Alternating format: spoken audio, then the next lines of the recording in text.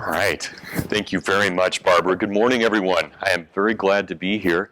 The weather's a little bit different than it was in Michigan when I left yesterday morning. It was 40, I think, and there was frost, not condensation in the way you guys have it, went on all the mirrors and everything. So that's been quite interesting, but I'm glad to experience this. Thank you, Barbara, for organizing this, and Winston, and is Shelby in the room?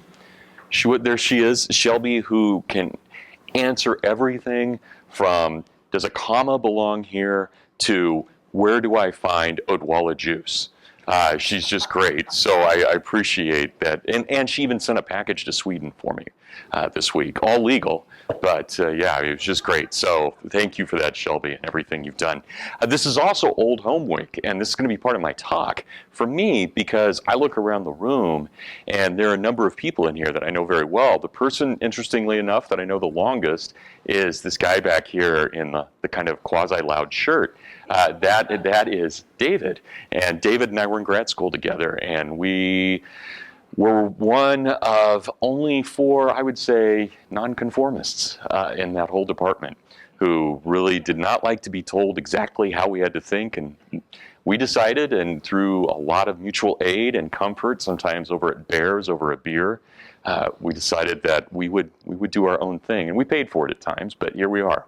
So he was a great companion in arms, and now teaches down here. Gleaves and Eileen, great friends, sitting back there, that couple, the very handsome couple, next to the guy with the loud shirt. They have also, Gleaves, first article I ever read by Gleaves was 1991. I was just a little bit older than you guys, and it completely changed my world. It was my first real introduction to Kirk, I think. Winston, yes. What do you say about Winston? Winston is Winston, probably my closest friend. So great to be here with him. And then Archie, Gene, John, Mark, these guys Mark was the very first person I ever lectured to at any one of these seminars. And at the end, he came up to me, and I think I was 24 or 25. And yeah, he was a seasoned teacher. And he came up and he said, "Are you sure about anything you just said? I don't know if I believe that." And here he is, 20 years later, still at least checking me out to see if this is good or not. But I have a purpose to bringing all that up. And what do I mean by that? Why take time? Not just because it's gracious and it's the right thing to do at the beginning of a speech, but it's also because it's in a very Kirkian attitude. We have to be careful, there is no Kirkian, there's no Kirkist. Kirk would never have allowed for that. What Kirk wanted and what he believed was a full expression of the human person. He didn't like the term individual, though he used it, but he wanted a full expression of the human person. And that meant that if we were to explore that humanity, we have to explore it in all of its greatness and in all of its follies. So we can't just look at someone and conform them. And this would be one of the most dangerous things we could do. Even if we tried in our mind to conform a person to what we believe to be good, in some ways that might be almost as diabolic as trying to tell a Jewish person they can't be Jewish and therefore we throw them in the Holocaust camps. This was the kind of fear that Kirk had in our society, especially coming out of World War II, where he believed that the trend in American society was towards a kind of mush tapioca thinking in which people just kind of got along to get along without any real principles and therefore without any real knowledge of what they stood for. So Kirk was first and foremost willing to challenge anyone on their ideas. He would sit down with you, whether it was in the radio or debate or in a public forum, and he would argue as much as he could to try and dissuade you of your own position. But once that argument was done, you shook hands and you went and you had a beer. This was Kirk. There has to be a humane element in the way that we deal with one another. So in his own day and age, very famously, he traveled, and this name won't mean a lot to the younger folks in the room, but he used to go on speaking tours with Norman Thomas, who was the head of the Socialist Party in America. They would go for months at a time. They would debate at college campuses, and they had exactly the opposite views. But if you pushed Kirk, He would say that if I had to spend any time with anyone, I would much rather spend time with a Norman Thomas, with whom I disagree on everything, but find a fine person, than I would say later on a Richard Nixon. So someone he respected politically, but didn't like necessarily personally. And I think that was the kind of Kirkian attitude that we need to be able to engage one another. And so one of the things that I try and say, and Winston very graciously posted this at his website at the Imaginative Conservative about a half a year ago, I had the privilege of giving a speech called The Awful Humanity of Russell Kirk. And that's exactly how I think of Kirk, as embodying the awful humanity. And what I mean by that is not awful in the sense of something we're disgusted by, but something that we're awed by, in the proper sense of that term, to be full of awe, to be full of reverence, to feel that awe within the person, which has a religious element, because it generally means that somehow we feel the light of the Logos reflected within that person. There's a saintly element in that. And I think Kirk bared that in almost everything he did. There was that awful humanity, that incredible respect for the human person, at the same time, very well aware of sin, very well aware of the depravity that we bear, aware of the crimes that we could commit. You may know that he was a very famous, more famous than a political writer, he was a very famous writer of horror stories, supernatural fiction. And he published 3 novels. His first was a New York Times best-selling novel. Some of them are deeply disturbing. So if you're introducing yourself to Kirk, you don't start with his ghost stories. You want to read more of his cultural and his political writings, because his works later on became they're very anti-diabolic, but in the exploration of the diabolic, they're pretty disturbing. Lots of possession and things. But I bring this up because as we look at someone like Kirk, he always, part of this awful humanity was not only to see the good in another, but it was also to recognize the sin in himself and in another as well. That was critically important. As he says in his 3rd book in the opening paragraph, if we are not willing to start with the one primary fact we know absolutely, incontrovertibly, and proceed from there, all of our thought and scholarship will be wrong. And that one primary fact is we are rooted in sin. That was Kirk.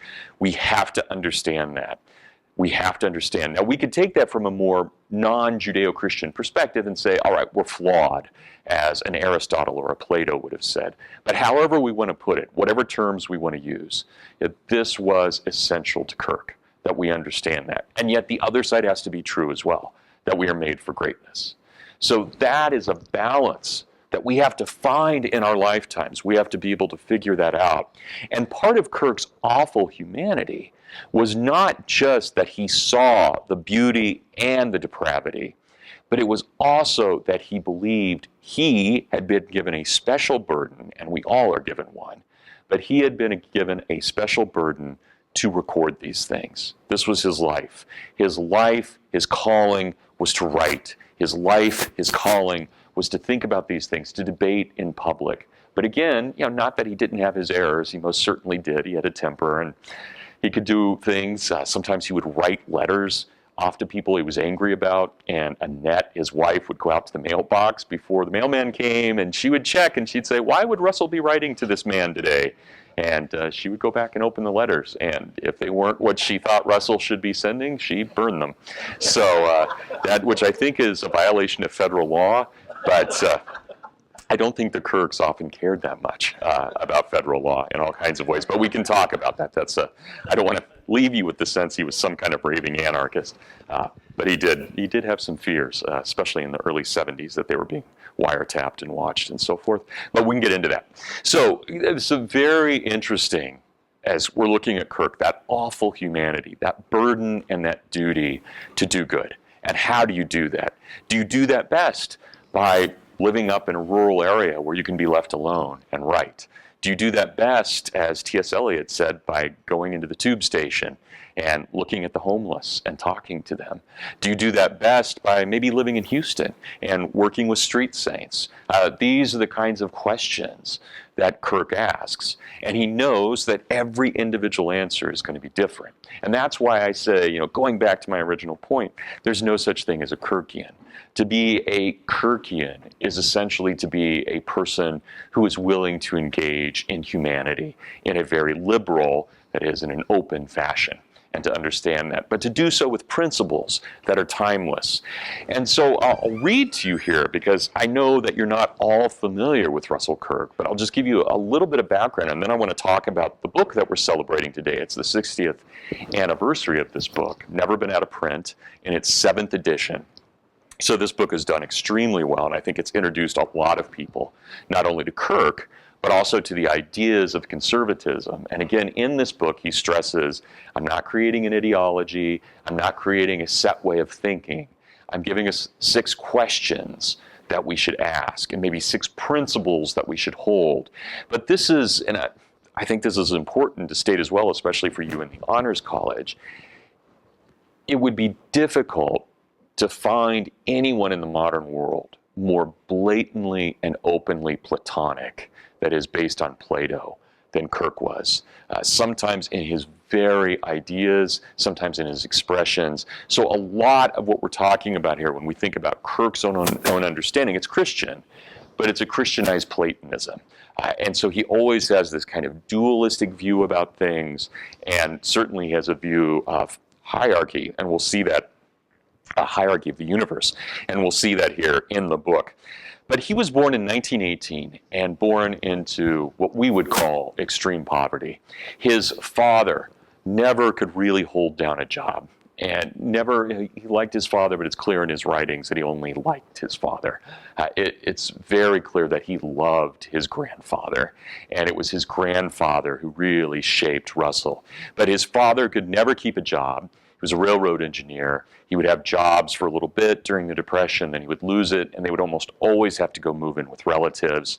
So this was not, and we'll talk about, at times you think about conservatism, someone born with a silver spoon in their mouth, which I think was said about one of your former governors and presidents. And that is the case with that person. That is not the case with Russell Kirk. There's a moment and I love this, in his memoirs he talks about this, where they always had books. They would always spend money on books, usually more than food. And they would try and eat, say, a big breakfast, and then they may not eat the rest of the day. And Kirk did that much of his life. We can get into that, pretty interesting. But they always had books, and there was a moment where they had a family meeting sometime, this would have been around probably 1932, 1933. Kirk would have been about 15. They had a family meeting, and for comfort, the mother pulled down a volume of Kipling. So they're all not doing well, they haven't had enough to eat, but if they could read, might nourish their souls. Well, lo and behold, they open up the volume of Kipling, and there's an old $20 bill in there. And Kirk says this was, for them, they had not seen that much money in probably a year. Yeah, and that meant that they could eat for at least the next month or longer. And that's so Kirk, that yes, there's this gratitude. He wasn't mad at his parents for being in poverty. He was delighted they found a $20 bill. That was his attitude. And even, and I love these stories, when he goes off to grad school, he never expected to make money. And when he was in the University of St. Andrews in Scotland, there were times where he couldn't afford more than an egg or two in the morning for breakfast. And he would usually go get those off the street, some street seller. He would eat that, and then he would spend the rest of the day in the library trying not to think about, he was never a small man. He always carried a little extra weight until his end, and then he was pretty emaciated. But he was never a small man. He wasn't tall, but he always carried a lot of weight here. And he lost all of it within about 2 months at St. Andrews because he had nothing to eat. He decides, it's so Kirkian, he decides he wants to write a short story. So he writes a short story, sends it off to a brand new magazine called the London Mystery Magazine. He's 29, he has no food. In fact, that day, he had to take his clothes down to a local pawn shop to sell them, just so he could pay for breakfast for the next couple of days. And what happens? He gets a letter back immediately from this publisher. We will give you 150 pounds for your story, which in our day and age would be close to probably $2,000. And then he sold another, and another, and another. And this was, he never meant to be a novelist. He never meant to be a fiction writer, but he was very good at it. And part of it was necessity. And suddenly he realized, in fact, he joked, he went from being one of the poorest graduate students at St. Andrews to being one of the wealthiest. And he was always terrible with money. I mean, he'd lose it right away. But he had it, and he could get it, and he had that bestseller. So anyway, I say this as a way of noting that, please, when we say conservative, I know that maybe not here in Texas, but to say this, for example, in Connecticut, it would mean that, well, of course they come from money. That's not true with Kirk. It's just simply not true. Conservatism was something very different for him.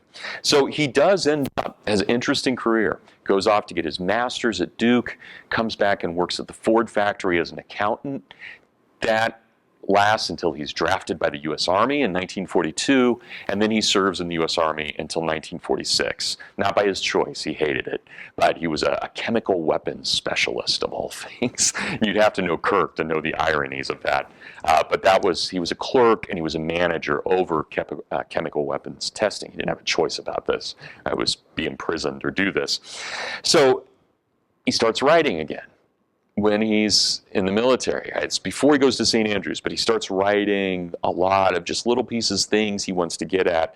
But after he starts publishing those short stories, then I'm going to read to you, and you'll be overwhelmed. I'm overwhelmed, and I wrote this, and just thinking about how much he wrote in his lifetime, what he did. And I'm not even getting it all. I'm just going to give you a bare outline of what this man did between essentially 1948 and his death in 1994. And so, all right, and I'm going to break it down into two parts. This probably isn't fair, but I'm going to break it down to his pre-married life and his married with kids life, right? Because for those of you, when you're married, you know that things start changing. When you have kids, you're not going to be writing as much. There are other things you get to do, Legos, stuff like that, but you don't get to write as much. All right, between 1948 and 1964, over these 16 years, Russell Kirk, and he would have been 29 when he started this. So he's age 29, not that much older than a lot of you. So he's age 29.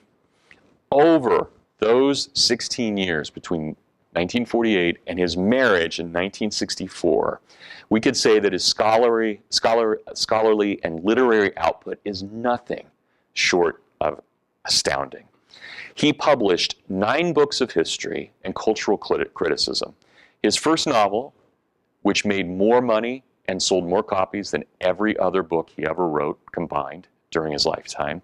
It was a New York Times bestseller instantly. It remained in print and in the horror charts. It was a horror novel, but kind of a fun one, not like Pet Sematary or something. It remained in print up until 1977. Published in 1960, in print till 1977. And many people have regarded it as the founder of modern horror fiction, which may be good or bad. So argument is there could never have been a Stephen King, for example, without what Russell Kirk was doing earlier on. And that argument makes sense. I don't think it's hyperbole. It does seem to start a fashion, because those things before Kirk wrote Old House of Fear, that 1960, or is it 61, I can't remember, novel, before he wrote that, all horror fiction was done as pulp. It was stuff you could buy in drugstores, but it would be the equivalent to buying essentially a pornographic magazine at this point in a bookstore. That would have been the equivalent for a horror story. So during that time, again, he published 9 books of history and cultural criticism. His first novel, over 400 scholarly and popular articles, 26 reference articles, 60 book reviews, 17 book introductions, and 10 short stories. He also, during that time, founded and edited 2 journals. So this is a man of almost unboundless energy. And just for a way of kind of putting this into perspective, Kirk was exactly a month younger than I am right now when he finally got married. So all of that, I'm 46. He was a month away from turning 46 when he had accomplished all of this and when he got married. And yet, even when he gets married, his life doesn't change that dramatically. Between 1962 and 1975, he publishes one of the most popular syndicated columns in America. It was read wildly and widely. He had 3,000 newspaper columns during that time. And between 1965 and 1994, his married life, he published 14 books of history and cultural criticism, 408 articles, 32 chapters, original chapters for anthologies, 182 book reviews, 2 novels, and 8 more short stories. So that's his output in his life. As one scholar, Wesley MacDonald, has argued, Kirk probably wrote more in his lifetime than the average intelligent person reads in his lifetime. And that there seems to be something to that. And Cleves has as well, we have been blessed to go in and look at the unpublished papers of Russell Kirk. And even Annette, his widow, doesn't know what's in there. There are thousands upon thousands of letters, thousands upon thousands of manuscripts that never, ever, I should say pages of manuscripts, that nothing ever happened to. He had complete books that he had finished that have still not been published because he just never stopped. And even one of my favorite stories about Kirk, there's so many good ones, but one of my favorite stories, as Barbara said, he was rather eccentric. He walked across North Africa in the summer of 1963, wearing a 3-piece tweed suit with his fedora, a tweed fedora. This is in the Sahara, Tunisia, Algeria. I think Algeria may have been closed then. I think it was communist at that point. And Morocco, Egypt. He walked across carrying only 2 things. He carried his portable typewriter, and he carried a huge walking cane that if you ever threatened him, he could pull a sword out of it. They would not allow you to carry that on the TSA anymore. But this is, he was amazing. And of course, he just typed all the time. So much so that when I first started putting in my proposal for Russell Kirk, I argued that we can only envision Russell Kirk fairly with probably a 3rd arm, which is really a disgusting image. But I just can't imagine how he wrote all that he did. And even in his letters, his personal correspondence, I will find a typo, maybe 1 out of every 400 or 500 letters. They're just perfect. So every time, and he hated writing longhand. He said it hurt him. I don't know if it did or not, but it was always typing. Right? That was his tool. Well, that's a long way of looking at who this man was. But I do want to stress, not only was he an amazing figure, but he was in his own day and age a celebrity. For 10 years after he published the book we're going to talk about, The Conservative Mind, Kirk was nothing less than one of the biggest celebrities in North America, and to a certain extent in Europe as well, in a way that we would probably have a hard time understanding today. I think maybe someone in our own day and age, a kind of public intellectual, maybe a Christopher Hitchens. He had that kind of popularity, but and there were others in his day and age, Jacques Barzun, people who were well known and well respected, Mortimer Adler, scholars who were considered these great figures that you might go to, Edward Teller, who invented the hydrogen bomb. There were, and Time listed, I think 1956, they listed the 15 greatest thinkers in the Western world, full picture, and then they would describe why. And Kirk was there. Certainly Kirk was one. And the New York Times had earlier in 1955 said, whatever Kirk writes, we will follow. We will never stop following this man. Not because we are, as they put it, oh so conservative, but because this is an honest man who has much to tell us. So that, I cannot exaggerate his celebrity in that time. It fades. It fades in the mid-1960s with the cultural changes of the 1960s. But from about 1953 to 1964, he would have been one of the most recognizable names in any household in America. And certainly, even if they wouldn't have had one of his books on the walls, they would have seen him on TV, they would have read a newspaper column or something by him. He would have been well known. He would have been the equivalent of, say, a Walter Cronkite. And if you guys remember Walter Cronkite, I'm dating myself. I don't even know who's on the news anymore, but some main anchor at CNN or something. Kirk would have had that kind of stature that he would have been brought in. Maybe Wolf Blitzer. Do you guys know Wolf Blitzer? Okay. So, all right. Well, I'm not saying they're similar. I'm saying they have comparable reputations in the sense of how well known they were. So that was Kirk in the 50s. And what's amazing to me, and I think something that can't be ignored, here we are 60 years after this, and we're talking about him. There are more people talking about Russell Kirk today than there were 10 years ago. There are a lot more, astronomically more than 20 years ago. And I think in large part, it's because of what the Elliots are doing. I think what they're doing here academically at HBU, I think what Winston has done with TIC, with the Imaginative Conservative, which has getting almost 110,000 reads a month, people who had never heard of Kirk, he's now kind of a hero again. And that's not coming from anywhere else. And it shows, my point with this is not just to praise my two great friends, but to also demonstrate the Kirkian principle that you fight honorably, you fight openly, you allow all voices to challenge. And when they challenge, you take them down. This is what you do. And it's not enough just to enter the fray and yell and walk away. It's not enough just to put a bumper sticker on and say, well, I've done my job now. It's a steady, difficult thing.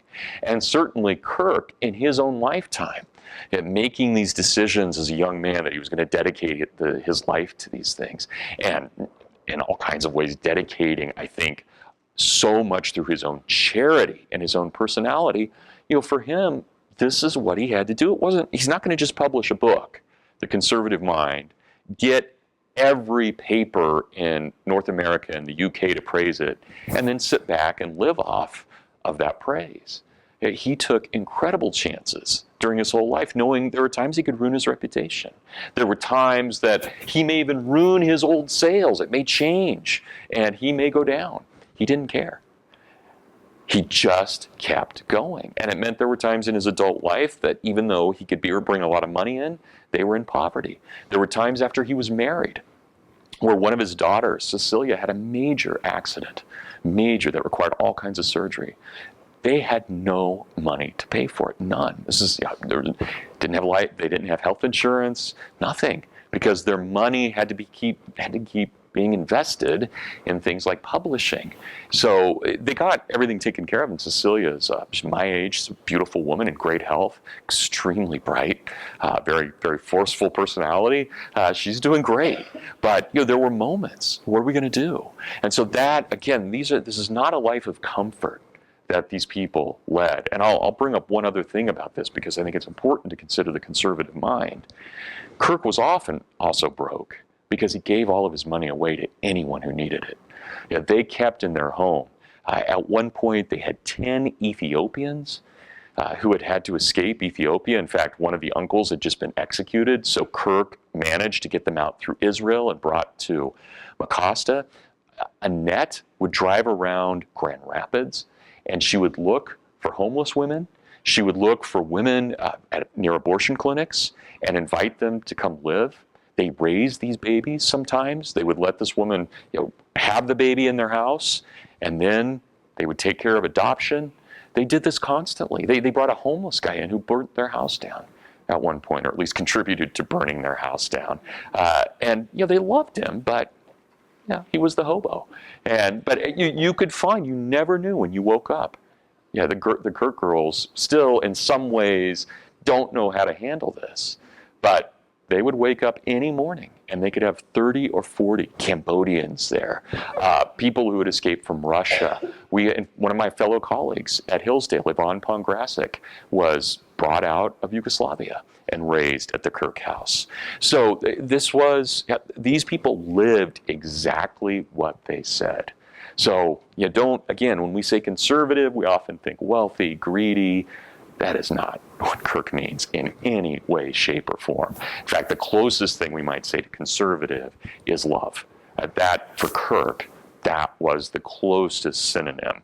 That is, we can serve the best of the human person. We can serve the beauty of existence. That was Kirk. So for the rest of my talk, I've been asked to speak on this book, The Conservative Mind, which was published May 11th of 1953. And it made a huge splash right away. It was, from the beginning, regarded as a very serious book. Kirk said he could care less what the intellectuals thought about this book. What he wanted, and I think this was all to the end of his life, what Kirk really desired was to make sure that he influenced you and me. This is what he wanted. He wanted The Conservative Mind to be a book that you would have on your shelf as a good, educated, well-meaning family, that when you had time, you would pull it down and read parts of it, that it would influence you. He thought the key to changing America and Western civilization was to influence those people who run school boards, or to influence those people who have a small business, or the ministers who have a congregation. He thought the best way to change society was not to challenge the reigning intellectuals. You have to challenge them, but they're not going to change their mind. You challenge them by putting the word out to those people who in communities really matter, people who can make a difference, people who are at welfare shelters, people who are helping later on at abortion clinics or at anti-abortion clinics. These were the kinds of things, these were the kinds of people that Kirk wanted. Leaders of sororities. In fact, one of his greatest speeches he ever gave, a beautiful, beautiful speech, 1954, he gave to the National Chi Omega sorority. And he ends his speech, this stunning passage where he ends his speech by saying, I will tell you one secret in all of life, just one. The only thing you ever have to know is that life is worth living because there is love. All things are love. It's not competition, it's not enjoyment, it's not owning the most stuff. It's that at the end of your life, you can say you gave to another. That was Kirk's whole philosophy. And he lived it. He lived it. And so The Conservative Mind, when we look at it, and I don't know if any of you have had a chance to read it yet, but The Conservative Mind is this gorgeous book written between 1948 and 1952. It was his dissertation.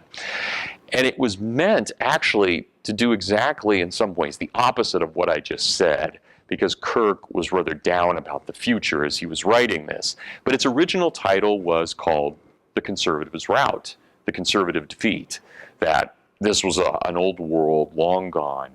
And his publisher wisely said, I don't think that's going to sell if we just write a book about how conservatives have lost, because that's kind of how everybody sees them anyway, even if there's still a few around.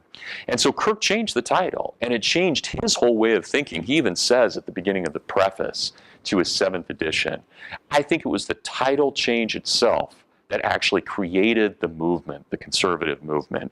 And that's exaggerated. But I do think there's something to that, because what Kirk does, and there's a brilliant argument here, and please don't take this politically. I think he was trying to be as objective as possible. Kirk's argument was that if we were in 1952, imagine we just defeated the Nazis, and we should have, and we did a great job at defeating them. We took them down in every single way. But we had to do it by allying ourselves with the Soviets. And now the Soviets posed as much of a threat as the Hitlerites had. And that's a scary thought. It's like, wait a minute, what did we just do here? We just sacrificed all this. We lost all these men, a generation of men. We threw all this technology. We gave tons of power to the government to be able to do this. And we generally think it was worthwhile. But now what? Yeah, that was for all Americans, left, right, it didn't matter. This was a pretty horrifying moment in our history, that victory mixed with what next? So there's a lot, and I'm sure you guys have this here as well. Kirk's not alone in this. This is when de Tocqueville is reprinted for the first time in half a century.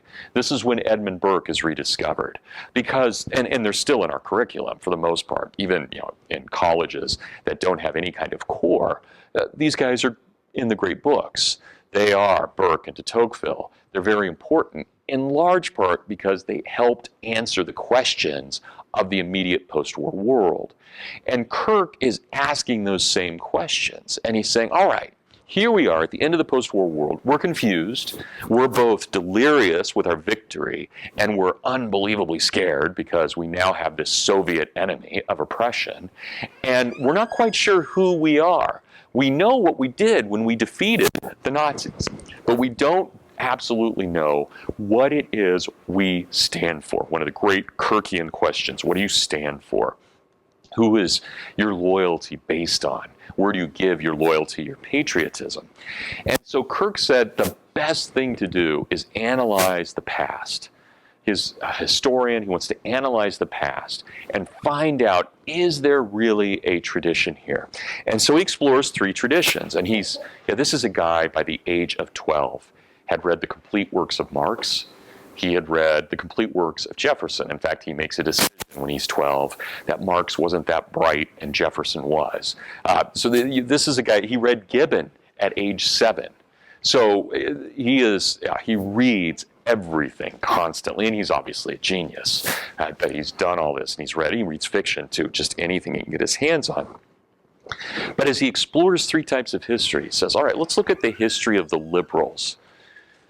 Well, liberalism had some good things in it, and as a younger man, Kirk was much more open to liberal ideas than he was later. But he was interested in particular in the view of history. What could liberalism teach us? Does liberalism really give us things like republicanism? Is our republic, the founding, really out of liberal ideas and these guys embracing Enlightenment theory? And Kirk says, no, I don't think it is, actually. And even if the liberal element of society has an influence, well, that influence was only brief, and it was frankly only about a century old. Or we could look at radicalisms, like the Marxists or the fascists. Well, no, they're actually quite clear. They don't like tradition. They hate anything in the past. They don't want the past. They want to erase the past. They have no desire beyond the fascists, who wanted to kind of make a gaudy show of some of the past and exaggerate it. We'll go wear our gold uniforms or red uniforms and show this is the German spirit. But other than that, it's a very selective history, and it's pageantry more than it is history.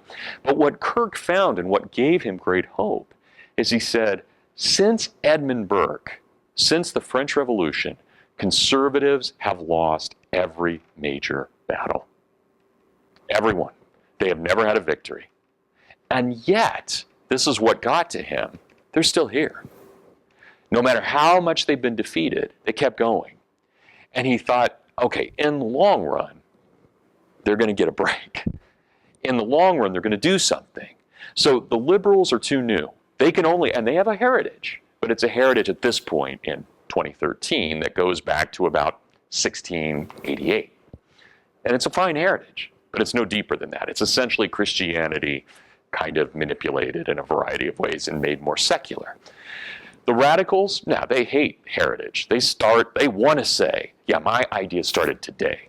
This, because I've got the great idea and we're going to work it out. They love that. But the conservatives who've been beaten, and which is why he called it the conservatives' route, time and time again, they actually have a coherent set of ideas, not conformist. This isn't like the ideologues where we can say, all right, these are the 5 steps of Marxian history, and you have to believe this. And especially on the last step, as we're moving towards a form of communist utopia. Kirk said, that's just pie in the sky. Sure, wish all you want. Have at it. Look at the results. 1 million killed here, 20 million killed here, 60 million killed here. Well, at some point, maybe you'll realize you're just playing around, and in the end, you're just a butcher.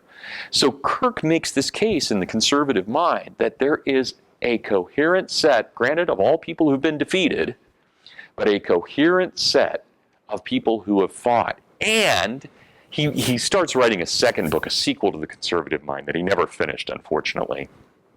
called The Age of Humanism. He was going to go back and do the same thing that he did in the conservative mind from Burke up to George Santayana and T.S. Eliot. In his Age of Humanism, he was going to start with the death of Socrates and end with Burke. So he was going to do the history before Burke and show that there was a continuity of thinking throughout the entire Western tradition. Now, he does a little bit of that in Roots, but not in the way that he had outlined it. It was all going to be based on Plutarch's lives. So he was going to have a good guy and a bad guy in every era to show that, just like Plutarch did. But the conservative mind then, in this attempt to describe the history of conservatism, even in its defeats, from Burke up to the present, but to show it had a continuity and therefore a strength, it has, and it's overwhelming. For those of you who've started it, it's one of those books I think you have to read several times. My copy, if I remember right, it is from 1987, and I have so many. It's funny looking back. So I would have been a freshman in high school. How many words I circled. What is this? What? And even when I was getting ready for this lecture, I had to email one of my Scottish friends, this hilarious on page 3 of the introduction, while all this stramash about a solitary volume, I had never remembered coming across the word stramash. So I look it up in the Oxford English Dictionary. It's used in only one region in Scotland. So I Facebooked actually a friend in Scotland, and I said, do you guys still use this term? Oh, only if you're a soccer hooligan. It's like, so it's now some term that's only affiliated with football hooliganism, right? That's it. So, but here's Kirk in 53 using this thing. So, and it's very Kirkian, and there are words all over that I had to, this was a training in vocabulary the first time I read it when I was essentially your age, and it's helped. It's been great and wonderful. But let's talk about what Kirk does. Here is Kirk's argument in the conservative mind and what makes the conservative mind. Again, with the huge caveat, there is no conformity. There's no conformity. There's not a demand here that you become a little Kirk. He doesn't want that. I don't think he would like you if he thought you were a little Kirk. You should be, what's your name? Steve. You should be Steve, right? And you should be a good Steve. You don't want to be the depraved Steve. You want to be the Steve who does whatever Steve does really well. Kirk talks about this. This is one of his tenets, actually, of conservatism. So the idea that I would spend my time as a husband, as a father, as a teacher, making mini Brads would be for Kirk diabolic. That's just, that you don't do that. It doesn't matter what you believe, because it's based on principle and principles that are timeless, that leaven the human person, not crush. Now think about how different that is from almost every modern ideology, which demands that you conform to a certain way of thinking. And even, there's always groupthink. You join a little club a political club on campus, doesn't matter if it's the Republicans or Democrats. It's not just that you start thinking alike. People start dressing alike, they start acting alike, there's certain expectations. That's the kind of thing Kirk had absolutely no tolerance for at all. Just none. You don't have that kind of prejudice. That is a ridiculous way to live life. Life is about leavening the self without becoming an atomistic individualist either. Right? So you're in community. So Steve finds himself best in community. That's Kirk's argument. There's a paradox in that the best community is full of persons who are distinct, but the best person is in a community as well. Because you can't discover your good and bad unless you're in relationship. And it doesn't matter if it's relationship to my friend Barbara, or to my wife, or to my students, or my kids. That's how we learn. And even little things like today, we're forming a community today. Yeah, it may be short-lived. Some of you may come and go. But I can guarantee you that after the talks today and after you meet people in this room, there's no one in this room who's not in some way going to be changed. I mean, it's just not unless you're just zoned out and playing, something on your iPod right now, which I don't see any of you doing. So unless you've just completely tuned out, something, even if it's just the person next to you, you may think I'm the weirdest bloviator you've ever heard. But, thank you, Winston, but you're going to meet the person next to you as something. Somehow, it's going to change something. And this was Kirk's understanding that no, the great individual doesn't go off and do his own thing. The great individual goes off and does things with others, like what Winston does with TIC or what Barbara's doing with this program, and leavens all of those within that program. And that's hard. Yeah, it's easier if I can just look at Steve and say, yeah, Steve, you're not looking like me today. You know, you're not talking like me. You're not acting like me. Therefore, you failed. And I think I'm going to give you a low grade. I'm sure you've all had professors like that. They're evil. They really are. I mean, that's just evil. But that's what Kirk doesn't want, I think, very importantly. So what he does in his history, and he's a beautiful writer. And if you want to find a great prose writer, great prose stylist, Kirk is always worth reading, as long as you keep up with all the vocabulary. But just looking over the conservative mind and why it's overwhelming, there are three main characters in the conservative mind, if we want to narrow it down. Three main characters. At the beginning, you have two bookmarks, one British, one American. You have Edmund Burke, and Gleaves is going to talk a lot about Burke, so I won't deal with that much. And then you have John Adams as the American equivalent. And there's no doubt there are connections there. Adams, we rarely remember this, but Adams wrote more. He was the most published author of his day in America. We just don't think of that because we often will think of the brilliance of the Declaration, which, by the way, Adams claimed until he died. He was actually the one who wrote it. It was probably Jefferson. But Adams, we don't remember that part of him, but he was an incredible writer and had a great influence on his own day and age, in large part because of his writing. But he also loved Burke. In fact, in my own work, and one of the coolest things I ever found, one of the best things I ever found, was a diary entry in which John Adams runs into the Senate. And it's April of 1790. I've got the new Burke! And it's reflections on the revolution in France. And he and a bunch of colleagues sit around like kids, right? The new Superman came out, and they sit down and they start reading there in the Senate chambers. Oh, what's Burke say next? Wow. That's a great moment.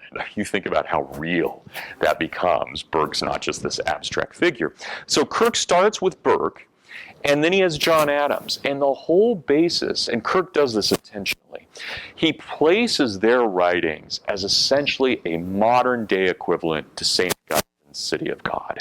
This is what he's doing, because he's trying to suggest that these had been the two great moments of crisis in Western civilization. Moment of crisis where you have all of the barbarians destroying the Roman Empire, and what's Augustine's choice? He doesn't fight, he preaches. And he spends roughly 16 years preaching those sermons, those homilies, which become the City of God. That's his answer. Remember the past, preserve it for the future, and he's quite successful at it. City of God was the most famous book outside of Scripture for the next 1,000 years, and probably also, we could say, was the father of the Reformation.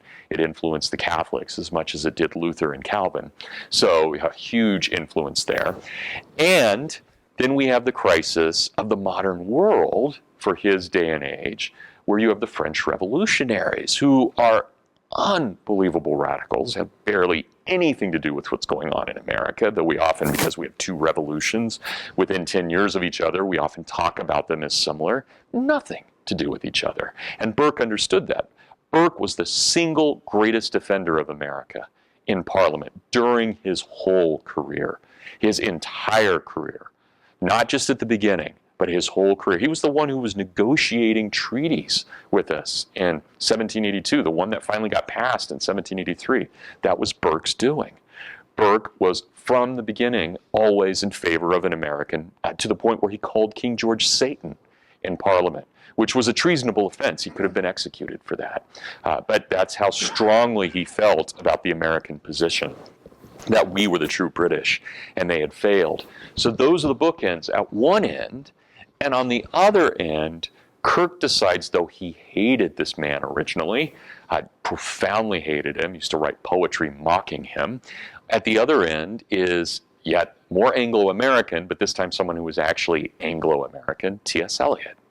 And Kirk, once he actually meets Eliot, falls in love with the man, and I don't think that you could find a greater influence on Kirk except for Eliot, especially once Eliot dies, great famous poet from St. Louis who lives his life in Britain. Once he dies in January of 1865, I think Kirk has a burden, a duty to take on the Eliot project. And I think all of his writing after that is in many ways a way of expressing what Eliot wanted of him. Eliot had even asked him to write the book that Kirk would later write, Eliot at his age. So a lot of connections there. But the conservative mind also deals with other figures. So we've got Adams and Burke on one side, T.S. Eliot, I think the greatest artist of the 20th century, on the other side. But, in the middle, we have 26 figures that Kirk writes about, and he gives them pretty even space. So we learn about Canning, Coleridge, Randolph, Calhoun, Macaulay, James Fenimore Cooper, de Tocqueville, Quincy Adams, Hawthorne, Bronson, Disraeli, Newman, Bagot, Stephen, Maine, Lecky, Lowell, Godkin, two of the Adams boys at the end of the last century, Gissing, Balfour, Mallock, Babbitt Moore, and Santayana. Those all names that just roll off the tongue. You have all their works on your shelves. These are not people that we would generally just pull out, with the exception of, say, a Calhoun, who was critically important to the South prior to the Civil War. But this is an eclectic set of people that Kirk says, all right, what is it? And what is it that holds them in common? And this, I think, is the most important element of the conservative mind. What makes the conservative mind? What holds these people together, from Burke to Eliot, is that each one of them attempts, right or wrong, in what they find, they attempt to discover what is always true. So when we study Calhoun, yes, there's going to be a lot of Calhoun's personality in his writing, sometimes too much, especially his political speeches.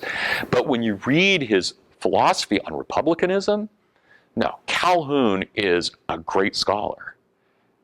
And we may hate him for his politics, and we probably should, but when we look at his historical work, his scholarship, he attempted in every way to tap into something that had always been true. And that is the conservative mind for Kirk. The conservative mind is not the innovative mind. It's the imaginative mind.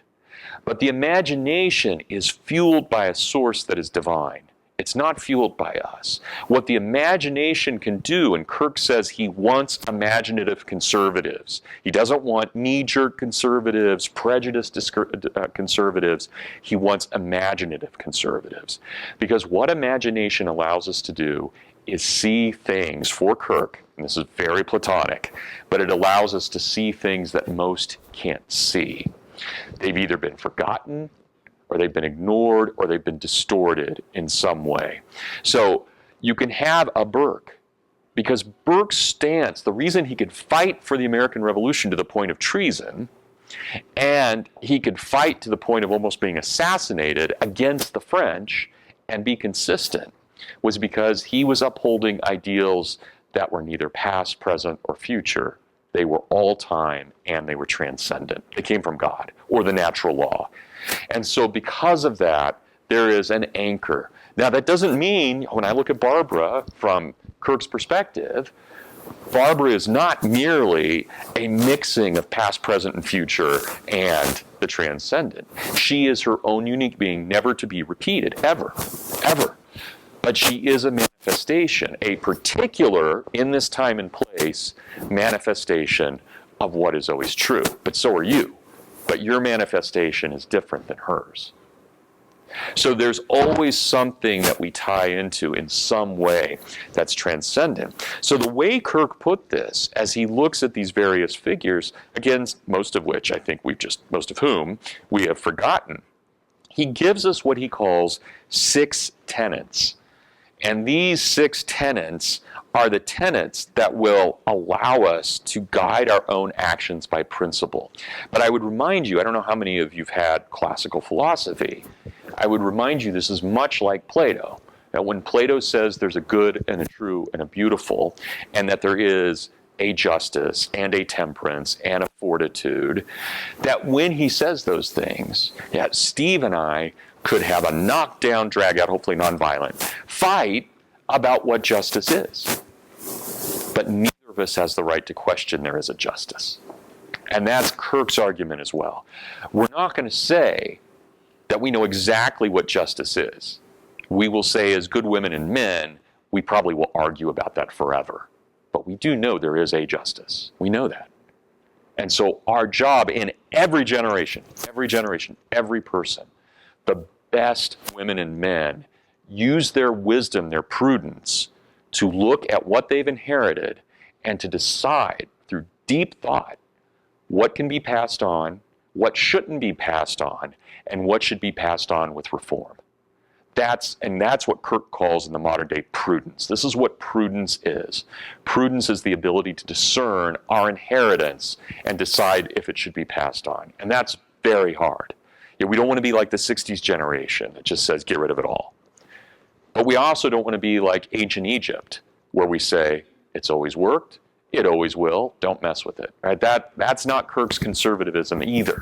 It has to be this prudential thing. So I'll end on this. His 6 understandings here of what we should have as principles. Number 1, a belief in a transcendent order. And he's that vague. Now, you could be a pretty serious Platonist, or you could be a pretty serious Jew, or a pretty serious Christian, and still abide by that. But that argument is essentially there is an order to things, and therefore probably a creator. And in that, and Kirk himself was very devout in his own Christian faith. Well, devout in theory, not always in practice, but he was devout in that.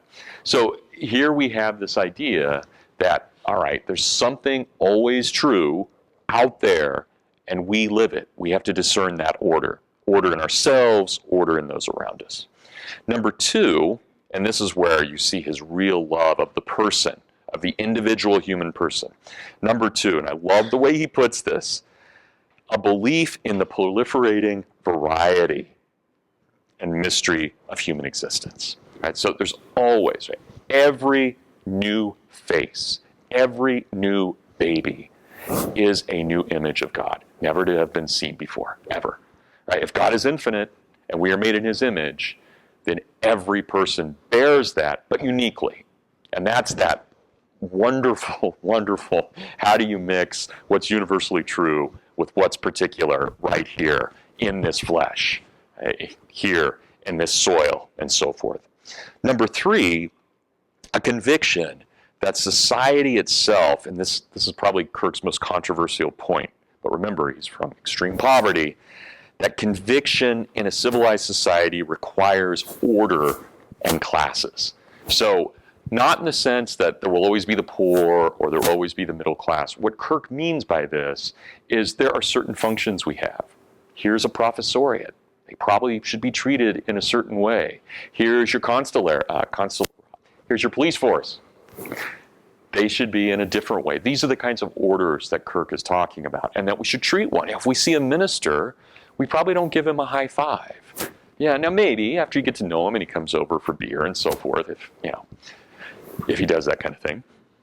But it's more that, all right, when you see someone, right, when you walk and you see your professor on campus, yeah, it's not, yo, it's, hello, professor. And then once you get to know him, or her, and that's what Kirk means here. There's manners. And remember, George Washington put this best.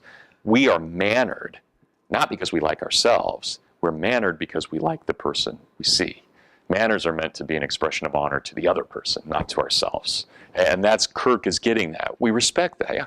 We have a world-class orchestra player right over here. Well, she belongs to a certain order, and we'd be foolish not to recognize that. Foolish for us and her.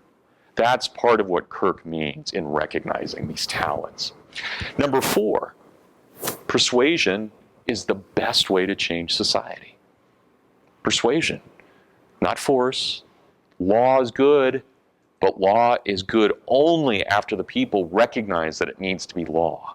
Persuasion is the best way to change society. Number 5, if you're going to default, you default always by preservation rather than change. That is, if you don't know everything that's going on, the default position is to preserve rather than to change. But Kirk is never against change when change is necessary and when it's reformation change as opposed to revolutionary change. And so But the default is preservation. And finally, number 6, a recognition then, and this is just in case we forgot the point right before, it's the recognition that change may not always be reform. Right? So simply because we advocate change, it doesn't mean we're actually reforming something. We may just love change for the sake of change because we're bored with whatever came before it. So I hope this gives you an introduction to the conservative mind. This really is, I think, Kirk's masterpiece. I think it's a book that will be read. I think it will be increasingly read in part through the efforts of the Eliots and others. But I think it's also a book that's going to come back to us because the more we become unanchored in society, the more we will have to turn to books like this that anchor us. And when we study Kirk, we're not studying Kirk. We're studying those people Kirk studied, and really we're studying the eternal order of things. And that makes it valuable, really, really valuable. So again, I end on this, and remember Kirk's admonition. When he wrote his sequel to this, this was reviewed everywhere. Conservative mind, as I said at the beginning of the talk, was huge. And some places, like the London Times, even reviewed it twice. There were a couple of places that reviewed it 3 times because it was just such a major book in the 50s. But when Kirk wrote a sequel to it, which is a gorgeous book called A Program for Conservatives, and the title is utterly mocking, because he's just said, conservatism's not a program, right? It's based on these ideas of goodness, truth, and beauty. This is where he says, all right, if I can give you that one piece of advice, just that one, anything you want to take away from this book, it's this: love your neighbor. That's it. That's what we conserve. We conserve love. So, all right, thank you very much.